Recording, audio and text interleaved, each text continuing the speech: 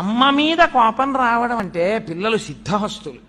అమ్మకి పిల్లల మీద రావడం కన్నా పిల్లలకి అమ్మ మీదే కోపం ఎక్కువ వస్తుంది. మీరు గమనించండి. వాళ్ళు ఏం అనలేరు కానీ అందులో అమ్మ మీద కోపమే ఎక్కువ. ఎందుకంటే అమ్మ కోపం తాటాకుల మంట, అప్పటికప్పుడు దెబ్బలాడుతుంది. ఎన్ని మాటలు చెప్పినా లేవవు, గబగబా తెమలవు. 8:30కి కాలేజీ బస్సు వచ్చేస్తుంది.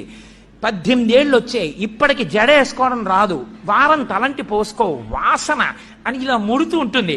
ఇలా వెనక నుంచి గబ గబ గబ గబ దువ్వి తన జుత్తులో దువ్వెన పెట్టుకుని ఆ దువ్వెన తీసి గబగబా దువ్వి జడేస్తూ ఇలా పెట్టుకుంటూ ఆ పువ్వులు పెట్టేసి, ఆ పిల్ల కోపం నాకేం అక్కర్లేదులే, కాలేజీ క్యాంటీన్లో తింటానని క్యారేజ్ సర్దుకుంటుంది. మళ్ళీ కడుపు గుడగొడలు ఆడుతోందంటావు, మీ నాన్నలా నీ కడుపు మంట వ్యాధి ఒకటి రా అని గబగబా కాస్త పెరుగు అన్నం కలిపి నేను పెట్టేస్తానులే, నువ్వు బాక్స్ సర్దుకో ఈ లోపల అని గబగబా గబగబా ముద్దలు పెట్టేస్తాను. తిట్టినామే పెట్టి